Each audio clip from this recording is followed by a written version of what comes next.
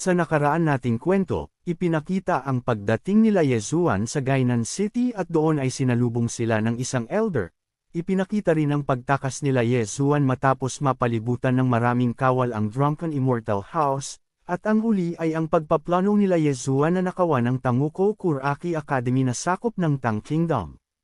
Kaya't atin nang simulan ang kwento. Nagsimula ang eksena sa lugar ng Tanguko Kuraki Academy. Ipinakita ang isang elder at ang mga disciple nito na abala sa pagkukultivate sa kanilang main hall. Ngunit sa kanilang pagkukultivate ay napansin ng elder ang pagdating ng mga individual mula sa kanilang akademya kaya't naitanong ng elder kung sino ang mga hangal na pumasok sa kanilang Kuraki Academy nang walang pahintulot.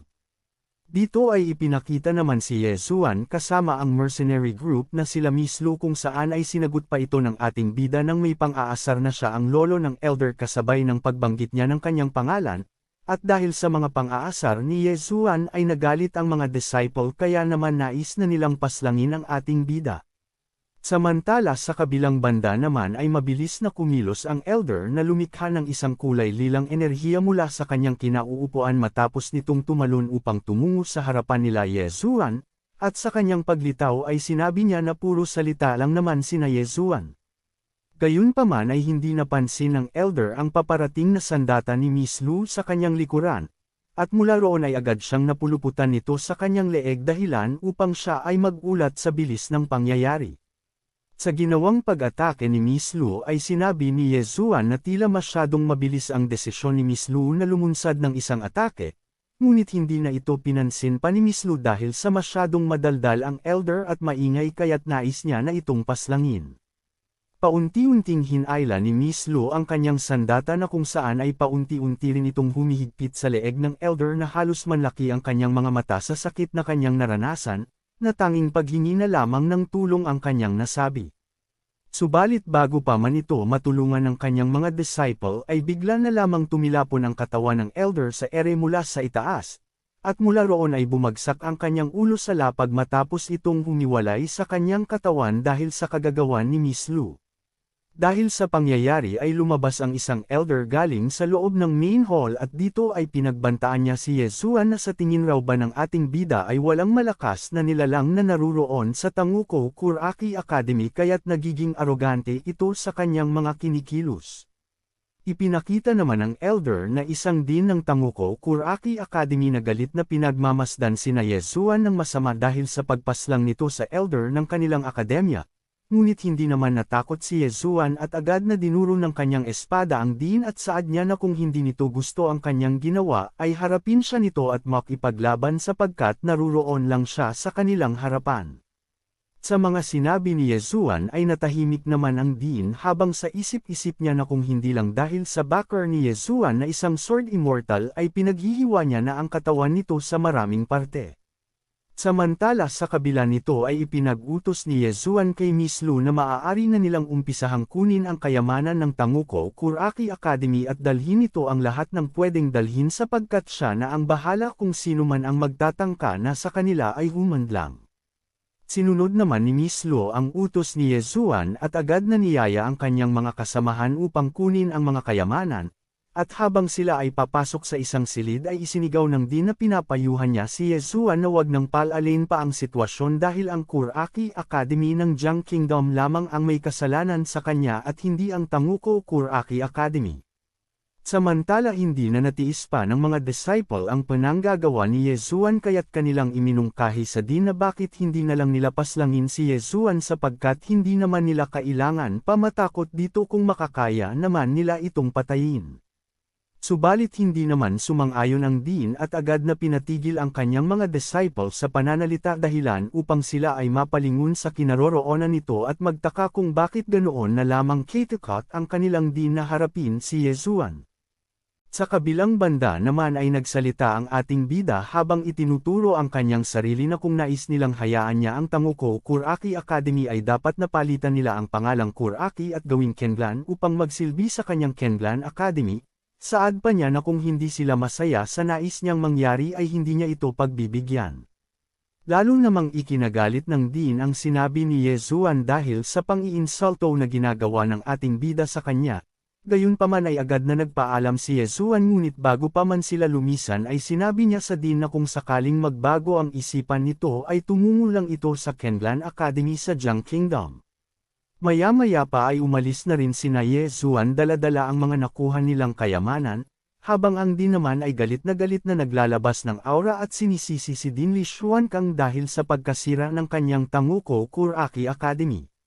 Makalipas ang ilang sandali ay napunta sina Yesuan sa isang abandonadong gusali at doon ay kanilang napagpasyahan na magpahinga upang bilangin ang lahat ng kayamanan na kanilang nakuha mula sa Tanguko Kuraki Academy na nagkakahalaga ng 70 milyon na gramo gold coins at iba pang mga kagamitan na tulad ng mga high-quality spirit sword na nasa 8 million gold coins ang presyo, at earth rank upper middle and low grade martial skill. Nagpatuloy ang kanilang usapan hanggang sa naitanong ni Ling Han kay Yesuan kung may alam pa ba itong lugar na nasasakupan ng Tang Kingdom na posibleng pa nilang pagkunan pa ng kayamanan, na sinagot naman ni Yesuan na kung saan ay may alam siyang lugar na pinakamayaman sa buong Tang Kingdom at iyon ang Royal Palace kaya naman naitanong ni Yesuan kung interesado ba ang mga ito sa kanyang plano. Gayunpaman ay hindi sumang-ayon si Miss Lu dahil sa malamang ay alam na ito ng hari at ang buong imperial capital ay maaring bantay sarado na ng mga kawal, at kung nanaisin pa nila pagkunan ng kayamanan ang Royal Palace ay mas mahigpit ang seguridad doon. Sinang-ayunan naman ni Yesuan ang sinabi ni Miss Lu sapagkat mahihirapan sila kung pipilitin pa nila itong pasukin. Samantala nagsalita naman si Ling Han na kung hindi nila pwedeng pasukin ang Royal Palace sa oras na iyon ay posibleng nilang pagnakawan ang prinsesa at ang mga general na nasa paligid ng Royal Palace, kaya't agad na niyaya ni Ling Han sina Miss Lu upang simulan na ang kanilang gagawin. Lumipat naman ang eksena sa Princess Palace ng Tang Kingdom ay naroon na sina Yesuan na pinagpapaslang ang mga kawal na nagbabantay rito at pinagkukuha ang lahat ng kayamanan na maaari nilang makuha. Maging ang Tang Kingdom General Mansion ay kanila rin pinagpapaslang ang lahat ng sa kanila ay humahadlang upang makuha ang mga kayamanan. Samantala mula naman sa Royal Palace habang nagbabadyang ang matinding pag-ulan sa madilim na kalangitan kasabay ng pagkulog at kidlat, ay nasa loob nito ang hari o ang Lord ng Tang Kingdom na pinag-iisipan ang nararapat nilang gawin matapos niyang malaman na kinuha ng grupo ni Yesuan ang mahahalagang kayamanan sa Princess at General Mansion. Kaya naman naitanong niya sa isang elder kung ano sa tingin nito ang dapat nilang gawin sapagkat isang malaking kasalanan ang ginawa ni Yesuan. Tumugon naman ang elder na kausap ng hari, aniya na ang mga kasamahan ni Yesuan ay isa ring mga malalakas na martial artist kaya't kailangan na lamang nilang mag-ante sa pagdating ng mga mandirigma na nagmula sa Middle Kingdom.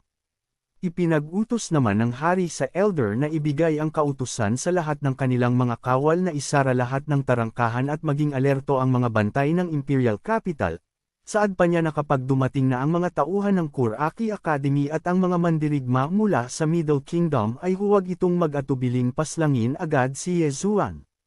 Dumako naman tayo sa isang kuweba matapos pagnakawan nila Yesuan ang General at Princess Palace. Ay ikinabahala ni Miss Lu na mistulang naging bandido na si Ling Han dahil sa pagiging sakam nito sa kayamanan, gayunpaman ay naitanong ni Yesuan kung isa ba iyong papuri o pang-iinsulto sapagkat dahil sa kanyang kagagawan ay ganoon ang naging kahihinatnan ni Ling Han.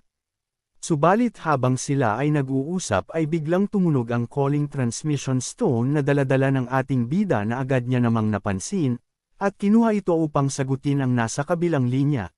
Dito ay nagsalita ang 8 Drunken Immortal Master para sabihin kay Yesuan na may nadiskubreng gold mine sa bundok ng Wansoy na 100 milya ang layo mula sa Imperial City Tang Kingdom kaya kung interesado si Yesuan ay maaari niya itong puntahan. Pinasalamatan naman ng ating bida ang impormasyon na ibinigay ng 8 Drunken Immortal Master, gayunpaman ay naitanong niya kay Miss Lu kung nais pa ba nitong madagdagan ang kanilang nalikom na kayamanan. Na sinagot naman ni Miss Lu na mukhang alam niya na ang dahilan kung bakit nais ni Yesuan pagnakawan ang Tang Kingdom sapagkat ang tunay na intensyon nito ay pabagsakin ang buong kaharian. Sinabi naman ni Yesuan na pareho niya itong gusto habang hawak ang calling transmission stone, kaya't naitanong niya kay Miss Lu kung sasama ba ito o hindi sa kanyang gagawin. Samantala dahil sa panghihikayat ng ating bida ay naitanong ni Miss Lu sa kanilang mga kasamahan kung sasama ba ang mga ito patungo sa gold mine dahil dadalhin sila roon ni Yesuan, Na wala namang pag-aalinlangang sumagot sina Ling Han na kahit anong mangyari ay sasama sila dito kaya naman agad na niyaya ng ating bida na magmadali na silang kumilos. Lumipas ang ilang oras ay nakarating na rin sina Yezuan sa kabundukan ng Wansoy kasabay ng malakas na pagbuhos ng ulan at doon ay kanilang nadatnan ang mga kawal na nagbabantay sa malaking pintuan ng gold mine mula sa ibaba. Hindi rin nagtagal ay bumaba na rin sina Yezuan sa harap ng mga kawal na kanila namang napansin kaya't agad ng mga ito na binalaan ang kanilang mga kasamahan na maghanda upang pigilan ang grupo nila Yezuan na makapasok. Agad na itinutok ng ating bida ang kanyang sandata at binalaan ang mga kawal na kung ayaw nilang mamatay ay umalis ito sa kanyang daraanan. Subalit hindi naman natinag ang mga ito at sinagot ng isang commander ang pagbabante sa kanila ni Yezuan na siya dapat ang mamatay sa araw na iyon at hindi sila. Gayunpaman sa kabila ng mga sinabi ng commander ay ikinagalit ito ni Yezuan kaya't agad niyang nilagyan ng enerhiya ang kanyang espada upang simulang paslangin ang mga kawal habang isinisigaw na lahat sila ay mapupunta sa impyerno. Hindi naman nagustuhan ng commander ang pagbabanta ng ating bida at mabilis itong sumugod hawak ang kanyang sibat at sinabing napaka-arrogante ni Yezuan sapagkat kailanman ay hindi susuko ang Tang Kingdom sa Jiang Kingdom. Mabilis na rin na sumugod si Yezuan upang sabayan ang paparating na atake ng commander at saad niya na ito ang arrogante at hindi siya. Kasunod nito ang pagtusok ng kanyang espada sa katawan ng commander sabay hiwa pataas patungo sa balikat nito dahilan upang siya ay mapasuka ng dugo at mawalan ng buhay. Matapos paslangin ni Yezuan ang commander ay pinagbabantaan niya ang mga kawal na kung sino man ang nais na mabagsakin ang kanilang Jiang Kingdom ay tanging kamatayan lang ang nag-aantay. Dahil dito ay sabay-sabay na sumugod ang mga kawal habang isinisigaw ng isa nilang kasamahan na paslangin ang lahat ng hangal na nasa kanilang harapan, ngunit sa kanilang pagsugod ay biglang may isang individual na nagsalita upang patigilan ang mga ito. Doon ay ipinakita ang elder na nakausap ng hari mula sa Royal Palace at dito ay kanyang ipinag-utos na kung sino man ang magtangkang lumaban ay mapaparusahan, dahilan naman upang magalit ang mga kawal at questionin ang utos nito dahil hindi ba nito nakikita kung paano api-apihin nila Yezuan ang kanilang sandatahang lakas. Sinagot naman ito ng elder na kumalma muna ang lahat at wag nang gumawa pa ng anumang pagsasakripisyo dahil ang mga martial artist na sa kanilang harapan ay may nakatakda ng humarap kaya't antayin na lamang nila dumating iyon. Samantala pinuri naman ni Yezuan ang pagiging mautak ng elder at sinabing ipag-utos na nito sa kanilang mga kawal na tumabi sa kanilang daraanan. Agad naman na sinunod ng elder ang utos ni Yezuan kaya't kanyang sinabi sa mga kawal na umatras ito at hayaan silang makapasok sa loob ng gold mining gayunpaman ay hindi ito matanggap ng mga kawal at tanging pagkainis na lang ang kanilang naramdaman. Sa pagpasok nila Yezuan sa loob ay agad naman nilang pinang-iipon ang mga ginto na nilalaman ng gold mining, at dahil dito ay tuwang-tuwa si Ling Han na sinabi na sila ay mayaman na. Dagdag niya habang paunti-unting inilalagay ang lahat ng ginto sa storage ring na kung makakalabas sila ng buhay sa kanilang kinalalagyan ay paniguradong maaabot niya na ang antas ng Divine Harmony Realm at bukod pa roon ay posibleng makahanap siya ng isang magandang babaeng papakasalan. Napangiti naman si Miss Lu sa mga sinabi ni Ling Han sabay hawak niya sa balikat nito dahil sino raw ba ang nais nitong pakasalan. Ngunit sa gitna ng kanilang usapan ay biglang may bala ng pana na nababalutan ng apoy na patungo sa likuran ni Miss Lu na agad namang napansin ni Ling Han. Mabilis na kumilos si Ling Han upang sagipin si Miss Lu sa paparating na atake na kung saan ay tuluyang bumulusok ang bala ng pana sa isang kahon na nasa kanilang tabi. Ngunit kasunod naman nito ang maraming bala ng pana ang paparating sa kinaroroonan nila Yezuan kaya naman doon ay napagtanto nilang lahat kung bakit hinayaan silang pumasok sa loob dahil balak sila nitong sunugin ng buhay. Sa kumakapal na usok dulot ng sunog ay agad na ipinag-utos ni Yezuan na magmadali ang mga ito na tumakbo patungo sa lagusan nang sa gayon ay maiwasan nilang matamo pa ang matinding pinsala.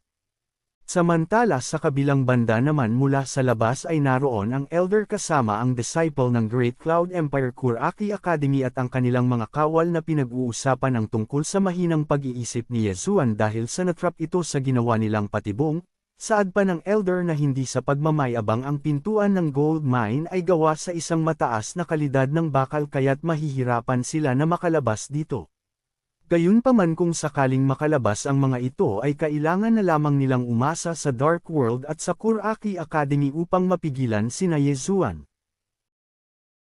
Hindi rin nagtagal ay nagkaroon ng malakas na pagsabog sa pintuan ng gold mine na kung saan ay nagkaroon ng malakas na pagyanig sa buong lugar sanhi ng pagsabog, at dito ay lumitaw ang grupo nila Yezuan at galit na naitanong ni Miss Lu kung sino ang salarin sa pagsisimulan ng apoy. Nagsalita naman ang disciple na nagmula sa Kuraki Academy at saad niya na hindi nito inaasahan na makakaligtas pa ang mga magnanakaw matapos nilang sunugin ang gold mining, na narinig naman nila Miss Lu dahilan upang siya ay magalit at mabilis na atakihin ang disciple. Ikinabigla naman ng disciple ang biglaang pag-atake ni Miss Lu kaya't agad itong dumpensa subalit hindi niya ito nagawang pigilan kaya naman siya ay napaatras sa lakas ng atake ni Miss Lu. Samantala bago pa man siya tuluyang tumilapon ay dumating mula sa kanyang likuran si Din Miss Shuangqing upang alalayan ang kanyang disciple at sinabing kumalma ito dahil hindi siya ang makakalaban nila Yezuan. Paunti-unting lumapit si Din Miss Shuangqing sa ating bida habang galit nitong winika at pinaalala kay Yezuan ang araw na pinaslang ng kanyang master ang mga elder ng kanilang Great Cloud Empire Kuraki Academy. Kaya't sa araw raw na iyon ay ang panahon upang pagbayaran ang lahat ng ginawa ni Yezuan at ng kanyang master. May pang-aasar naman ang umiti si Yezuan at kumpiyansang sinagot si Din Miss Shuangqing na kung nais man itong maghiganti ay ipakita na lamang niya ang makakaya nitong gawin, subalit pagkatapos sabihin iyon ni Yezuan ay agad silang sumugod upang simulan ang labanan kasabay ng paghahanda nila ng kanilang mga sandata ng may desididong ekspresyon na pumaslang ng mga kalaban. At sa kabila ng pagsugod ni Yezuan ay may isang kawal ang sa kanya ay sumalubong sakay ng kabayo na nakahanda upang pakawalan ang isang atake gamit ang kanyang sibat na binalutan ng mistulang kidlat na enerhiya habang sinasabi nito na mamamatay na ang ating bida. Hindi rin nagtagal ay nagsalubong ang kanilang mga atake na nalumikha ng malakas na pagsabog sa kanilang kinaroroonan na nagresulta ng pagsitalsikan ng mga bato sa kanilang paligid. Ngunit dahil sa lakas ng kawal na kasabayang umatake ng ating bida ay hindi niya ito nakayanin dahilan upang siya tumilapon at bumagsak sa lapag, gayunpaman ay agad na nakarecover si Yezuan at itinusok ang kanyang espada sa lupa habang sumusuka ng dugo ay sa isipan niya na ito na ang kanyang inaasahan sa isang Divine Harmony Realm expert. Subalit sa pagtayo ni Yezuan ay bigla namang nagsisalputan ang maraming bilang ng mga kalaban na nais paslangin ang ating bida mula sa kanyang itaas. Kaya naman hindi nag-atubiling kumilos si Miss Lu para tulungan si Yezuan at agad na tumungo sa kanyang harapan. Dito ay pinakawalan ni Miss Lu ang malakas na enerhiya gamit ang kanyang sandata patungo sa lupa upang gumawa ng pangmalawakang atake na agad namang tumama sa mga kawal na papasugod sa kanilang kinatatayuan. Sa kabila nito matapos pabagsakin ni Miss Lu ang mga kawal ay nag-aalala naman niyang naitanong kung ayos lang ba si Yezuan, na sinagot naman ng ating bida na hindi siya madaling mamamatay ng ganon-ganon lamang. Samantala sa hindi inaasahan ay muli silang napalibutan ng mga kawal dahilan upang mangamba naman si Yezuan dahil sa padami ng padami ang mga kalaban na paparating kaya naman kanyang naitanong kay Miss Lu kung kailan magpapakita ang mga suporta nito. Gayunpaman bago pa makasagot si Miss Lu ay nagsalita si Din Miss Shuangqing mula sa harapan at sinabi kina Yezuan na kung sa tingin nito ay makakalabas pa sila ng buhay kahit na humingi pa sila ng tulong ay nanaginip lamang sila ng gising. Agad na naghanda si Din Miss Shuangqing upang gumawa ng isang formation, at mula roon ay lumitaw sa itaas ang isang spirit formation na ikinabahala naman nila Yezuan. Maya-maya pa ay nagkaroon ng isang malakas na pagyanig sa kanilang kinaroroonan at dito ay takang-taka sina Yezuan kung ano ang nangyayari, kaya't agad silang napalingon mula sa usok ng kanilang napansin ang unti-unting paglitaw ng anino. Hindi rin nagtagal ay lumabas mula sa usok sina Muyun at Bei sakay-sakay ng demonic tiger beast habang sinasabi na naroon sila upang tumulong kay Yezuan na sinang-ayunan rin naman Bei. Ikinatuwa naman ng ating bida ang pagdating nila Moyan at Base at maging si Miss Lu ay natuwa rin ng kanyang mapansin ang pagdating ng kanyang suporta mula sa Middle Kingdom, na sakay-sakay naman ng mga malalaking ibon sa himpapawid. Sa pagdating nila Base ay agad nitong pinag-utos na paslangin ang lahat ng mga kawal sa mga demonic tiger beast na nakuha niya mula sa Kenlan Mountain Range, kaya naman agad na sumugod ang mga ito at pinagpapaslang ang mga kawal. Sa kabilang banda naman ay sumugod na rin ang mga suporta na tinatawag na 9th Regiment Mercenary Group mula sa Middle Kingdom, at doon ay pinakawalan nila ang malakas na atake na naging sanhi naman ang pagkamatay ng ibang mga kawal.